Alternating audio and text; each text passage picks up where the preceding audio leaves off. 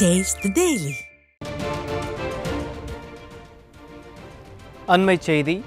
அண்ணா பல்கலைக்கழக மாணவி பாலியல் வன்கொடுமை வழக்கு தொடர்பாக விசாரணை நடத்துவதற்காக தேசிய மகளிர் ஆணைய உறுப்பினர்கள் பல்கலைக்கழகத்திற்கு வருகை புரிந்துள்ளனர். இது குறித்த கூடுதல் தகவல்களை நமது செய்தியாளர் கோபாலகிருஷ்ணனிடம் கேட்கலாம். கோபாலகிருஷ்ணன், வணக்கம். விரிவான விவரங்கள் என்ன? அருண், வணக்கம். அண்ணா பல்கலைக்கழக வளாகத்தில் பொறியியல் மாணவி பாலியல் துன்புறுத்தல் செய்யப்பட்ட விவகாரம் நாடு முழுவதும் விஸ்வரூபம் எடுத்தது. 23ஆம் தேதி இரவு இந்த சம்பவம் நடந்ததை அடுத்து 25ஆம் தேதி தான் இந்த வழக்கில் காவல்துறையினர் வழக்கு பதிவு செய்து விசாரணையை தொடங்கினர்.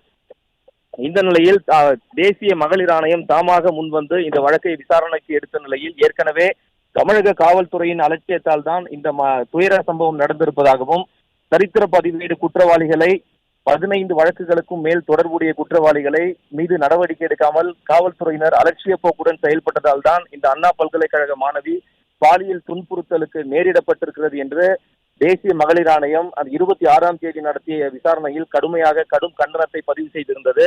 இந்த நிலையில்தான் தேசிய மகளிர் ஆணைய உறுப்பினர்கள் நேரடியாக அண்ணா பல்கலைக்கழக வளாகத்தில் இன்று தனது விசாரணையை தொடங்கி இருக்கிறார்கள்.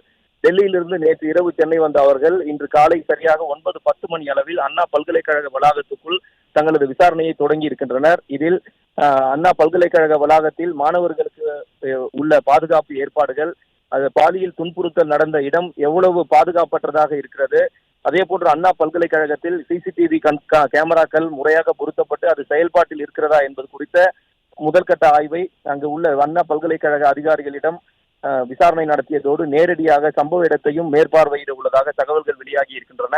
அது மட்டுமல்லாமல் இந்த பாலியல் துன்புறுத்தல் சம்பவம் நடைபெற்றதிலிருந்து எது போன்ற நடவடிக்கைகளை தமிழக காவல்துறை எடுத்திருக்கிறது, ஏனென்றால் இந்த தமிழக காவல்துறை இந்த மிகவும் மெத்தன போக்குடனேயே இந்த விசாரணையை நடத்தி வருவதாக ஏற்கனவே தேசிய மகளிர் ஆணையம் தனது கண்டனத்தை தெரிவித்திருந்தது. ஏனென்றால் 15 வழக்குகளுக்கும் மேல் தொடர்புடைய ஒரு நபரை, சரித்திர பதிவேடு குற்றவாளியான நபரை மிகவும் கைது செய்து முன்னெச்சரிக்கை நடவடிக்கையாக கைது செய்து அவர் மீது உரிய நடவடிக்கை எடுக்காமல் அலட்சிய போக்குடன் இருந்ததால் தான் இந்த துயர சம்பவம் நடந்ததாக ஏற்கனவே பதிவு செய்திருந்த தேசிய மகளிர் ஆணையம் இன்று இந்த விசாரணை தொடர்பாக சென்னை மாநகர காவல் ஆணையர் அருண் அவர்களிடமும் விசாரணை நடத்துவதற்கு வாய்ப்புகள் இருப்பதாகவே சொல்லப்படுகிறது.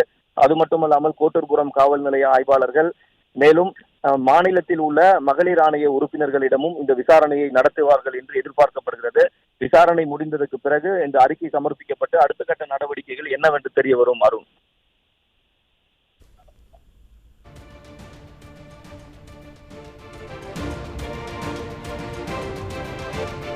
கோபாலகிருஷ்ணன், உங்களுடைய விரிவான விவரங்களுக்கு நன்றி.